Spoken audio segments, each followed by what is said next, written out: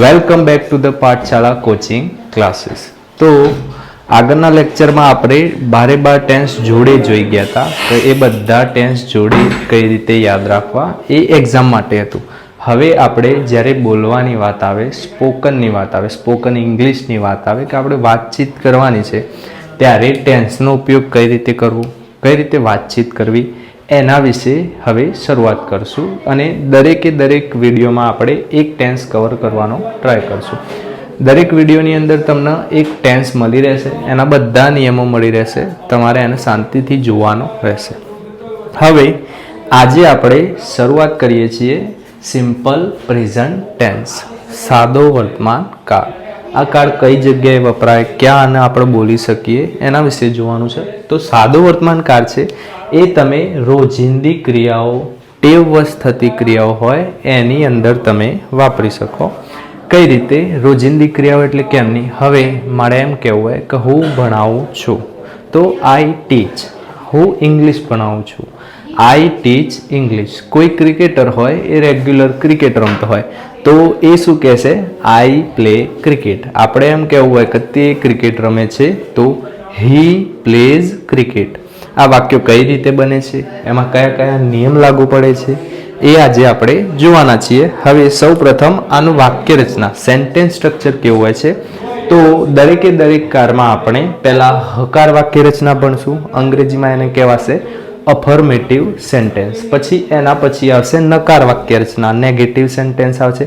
પછી પ્રશ્ન વાક્ય રચના આવશે, ઇન્ટ્રોગેટિવ સેન્ટેન્સ આવશે. તો એ રીતે જોઈશું. હવે હકાર વાક્ય રચનાની શરૂઆત કરીએ છીએ. તો સૌ પ્રથમ દરેકે દરેક વાક્યની અંદર પહેલા તમારા આવશે કર્તા. પહેલા શું આવશે? કર્તા. અંગ્રેજીમાં એને કહેવાશે સબ્જેક્ટ. અંગ્રેજીમાં આપણે એને કહીશું સબ્જેક્ટ. એના પછી આવશે વર્બનું SKES વાળું અથવા વર્બનું SKES વગરનું સ્વરૂપ.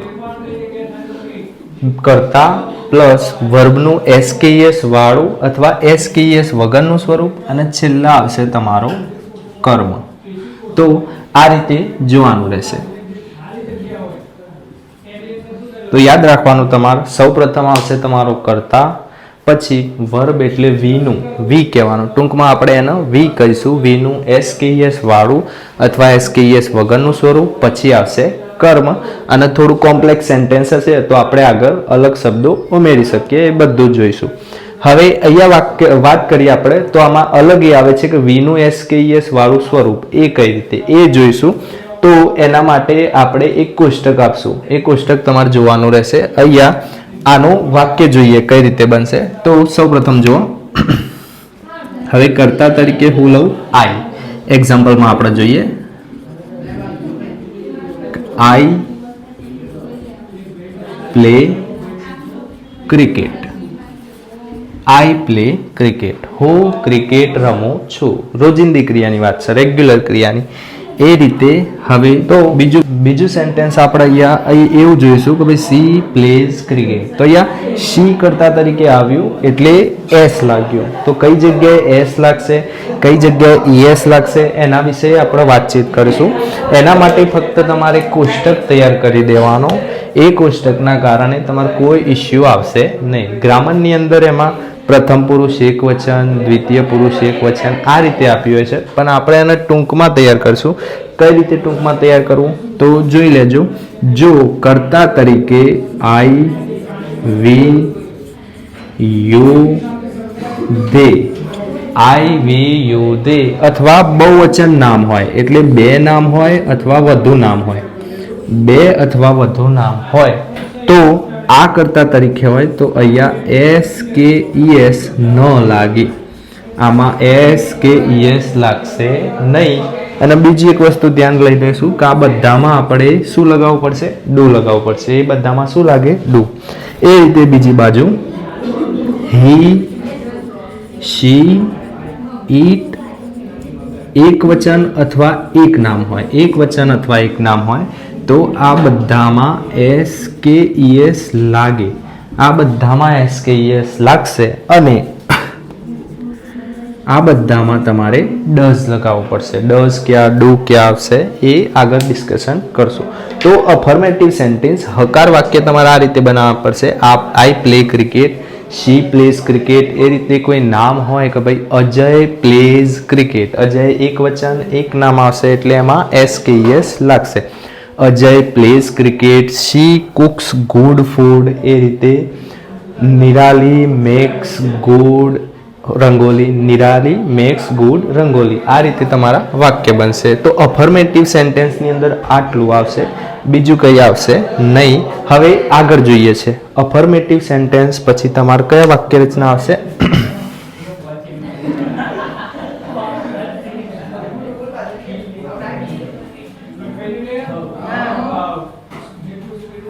Negative sentence. હવે શું આવશે? નેગેટિવ સેન્ટેન્સ એટલે કે નકાર વાક્ય રચના. નકાર વાક્ય રચના. હવે નકાર વાક્ય તમારે કઈ રીતે બનાવવું હોય એની વાક્ય રચના વિશે આપણે ડિસ્કશન કરશું. કઈ રીતે? તો ધ્યાન આપજો. આની અંદર એક જ વસ્તુ ડિફરન્સ એ સૌ પ્રથમ શું લાગશે? કરતા. પછી અહીંયા ડુ નોટ અથવા તો ડઝ નોટ, ડુ નોટ અથવા તો ડઝ નોટ. વીનું મૂળ રૂપ આવશે, અહીંયા વીનું મૂળ રૂપ આવશે અને એના પછી આવશે તમારો કર્મ. નકાર વાક્ય રચના આ રીતે થશે.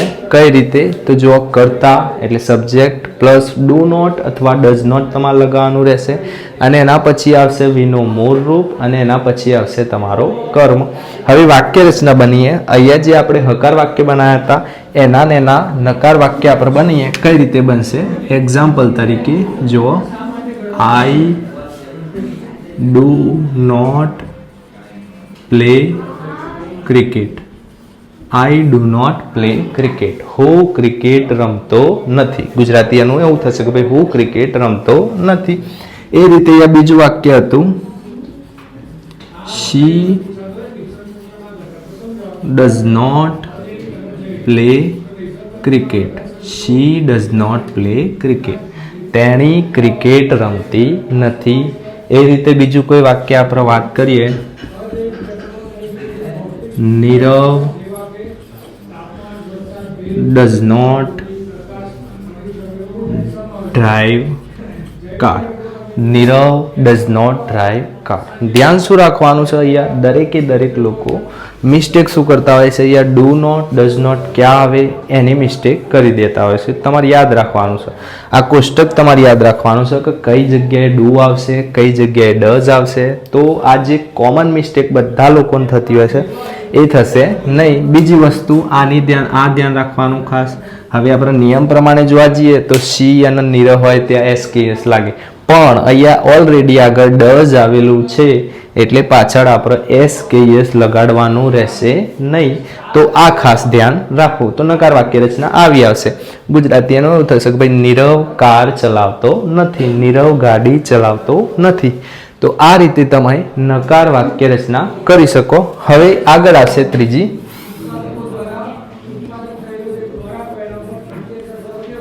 હવે પ્રશ્ન વાક્ય રચના વિશે ચર્ચા કરવાની છે. Interrogative sentence. તમારા સાદા વર્તમાનકાળની અંદર પ્રશ્ન કઈ રીતે પૂછવું એના વિશે જોઈશું. તો આની વાક્ય રચના કઈ રીતે થશે? તો આમાં સૌ પ્રથમ ડુ અથવા ડઝ જે રીતે કરતા હોય એ રીતે તમારે ડુ અને ડઝ લગાવવાનું. એના પછી કરતા આવશે તમારો, પછી વીનું મૂળ રૂપ આવશે અને આગળ આવશે કર્મ. આ રીતે થશે. ડુ ડઝ કરતા વીનો મૂળ રૂપ અને કર્મ.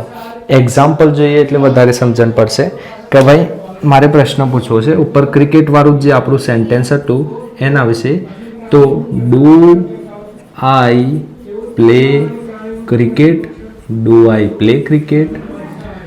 શું હું ક્રિકેટ રમું છું? એ રીતે બીજું સેન્ટેન્સ તમારું. Does she play cricket. શું તેણી ક્રિકેટ રમે છે? તો તમે આ રીતે કન્ફર્મેશન કરવા, કોઈને પૂછવું હોય કે ભાઈ તમે ક્રિકેટ રમો છો, તો ડુ યુ પ્લે ક્રિકેટ, આ રીતે તમે પ્રશ્નો પૂછી શકો ગમે તે વિશે. તો તમારે ડુ ડઝનું ધ્યાન રાખવાનું રહે. તો 3 વાક્ય રચના આ કાનની અંદર આપણે જોઈ, 3 એકવાર રિવાઇઝ કરી લેજો. સૌ પ્રથમ આવશે સાદી વાક્ય રચના, હકાર વાક્ય રચના, કરતા પ્લસ વીનું એસકેઈએસ વાળું વગરનું સ્વરૂપ કર્મ. ત્રીજી વાક્ય રચના જે નકાર હતી, કોઈ ઝાઝો ફેરફાર છે નહીં એમાં શું છે, કરતા પ્લસ ડુ નોટ અથવા ડઝ નોટ અથવા અને વીનું મૂળ રૂપ અને કર્મ. આગળ આવશે પ્રશ્ન વાક્ય રચના. પ્રશ્ન વાક્ય રચનાની અંદર શરૂઆતમાં તમારે ડુ અને ડઝ લગાવવાનું રહેશે. બીજી એક બાબત છે જે તમારે ધ્યાનમાં રાખવાની રહેશે કે અહીંયા ડુ નોટ અને ડઝ નોટ વિશે ભણ્યા, તો આ ડુ નોટ અને ડઝ નોટને ટૂંકમાં શું કહેવાશે? તો ડુ નોટ એને રેગ્યુલર જે ઇંગ્લિશ બોલતા હોય ડુ નોટ નહીં, એને શું બોલશે? ડોન્ટ. તમારે એમ કેવું હોય કે મને ના ગમે, I don't like it, I don't like it. એ રીતે ડઝ નોટ એને કહેવાશે doesn't. She doesn't play cricket, she doesn't cook food, she doesn't drive. એ રીતે વાક્યો બનશે. તો આ હતો આપણો સાદો વર્તમાન કાળ. આના વિશે એક મુદ્દો બાકી છે જે આગળના વિડીયો લેક્ચરમાં જોઈશું આપણે, કે એસ કે ઈએસના નિયમો. તમારે કઈ જગ્યાએ એસ લગાવવો, કઈ જગ્યાએ ઈએસ લગાવવો અને કઈ જગ્યાએ આઈઈએસ લગાવવો, એ નિયમો વિશે આગળના વિડીયો લેક્ચરમાં આપણે ડિસ્કશન કરશું. ત્યાં સુધી આશા રાખું છું કે તમને સાદો વર્તમાન કાળ સારી એવી રીતે સમજણ પડ્યો હશે. હવે મોટાભાગના લોકો જે ઇંગ્લિશની અંદર કોમન મિસ્ટેક કરતા હોય છે એ મિસ્ટેક વિશે વાત કરીએ, જેથી કરીને તમે લોકો પણ એ ભૂલ કરો નહીં. હવે શું થાય છે, હું અહીંયા કોઈ સેન્ટેન્સ લખું, હી ગો ટુ સ્કૂલ, તે શાળાએ જાય છે. હવે આ રીતે લખેલું છે તો આ મારું વાક્ય સાચું નથી. આ રીતે આ લખાશે નહીં. કેમ કે અહીંયા પ્રોબ્લેમ શું છે, અહીંયા હી હોય તો ગો આવે નહીં. તો આ વાક્ય સાચી રીતે કેમનું લખાશે? He goes to school, he goes to school, તે શાળાએ જાય છે. એસકેઈએસ થી કઈ શાળાએ જશે તો ઝડપી જશે એવું કંઈ થવાનું નથી. પણ અહીંયા ગ્રામરનો રૂલ્સ છે જે આપણે ફોલો કરવો પડશે. એસકેઈએસમાં કોઈનું કાંઈ વધીએ નહીં જવાનું. હવે આગળ બીજું એક વાક્ય જોઈએ કે ભાઈ she don't like, she don't like to, she don't like to, હવે શું લખે? She don't like to speak, એને બોલવાનું ગમતું નથી. તો આ વાક્ય છે she don't like to speak, એને બોલવાનું ગમતું નથી. તો આ વાક્યની અંદર પણ તમે જોશો આ મિસ્ટેક કરવાની નહીં. અહીંયા શું આવે? ડોન્ટ ના આવે, અહીંયા આવશે ડઝ નોટ, એટલે આને ટૂંકમાં કહેવાશે doesn't. She doesn't like to speak, she doesn't like to speak, એને બોલવાનું ગમતું નથી. તો આ મિસ્ટેક તમારે કરવાની રહેશે નહીં. હવે તમે 2 અહીંયા પ્રશ્નો આપું છું જેના જવાબ તમારે કોમેન્ટમાં લખવાના રહેશે. પહેલું છે,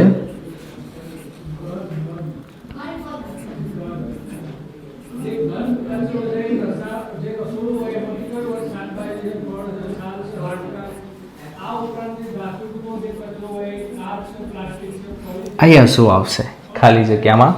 બીજું,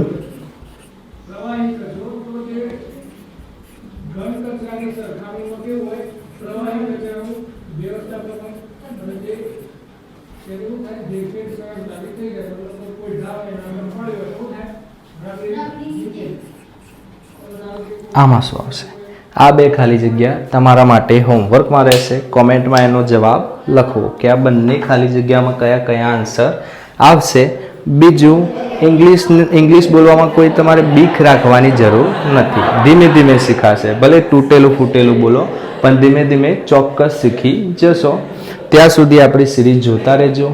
વિડીયો ગમે તો એને લાઈક, શેર અને સબસ્ક્રાઈબ કરતા રહેજો. કોમેન્ટ કરતા રહેજો. Thank you.